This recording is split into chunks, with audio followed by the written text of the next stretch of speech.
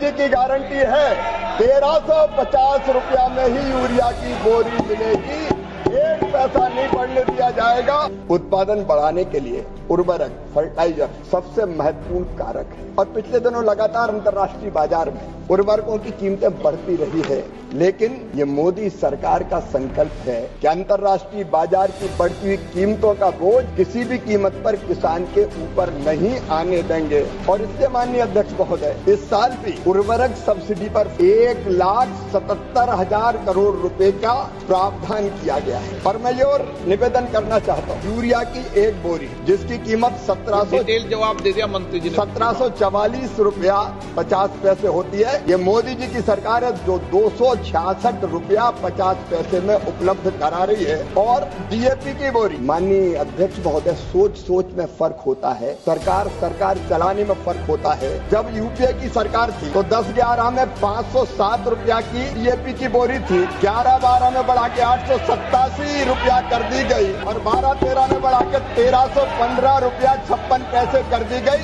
लेकिन ये मोदी जी की गारंटी है 1350 रुपया में ही यूरिया की बोरी मिलेगी, एक पैसा नहीं बढ़ने दिया जाएगा। और इसलिए 1733 रुपया प्रति बोरी अगर सब्सिडी दे रही है तो नरेंद्र मोदी जी की सरकार दे रही है। किसानों के हितों की गारंटी हमने ली है, भाजपा के डीएनए में ही किसान कल्याण है।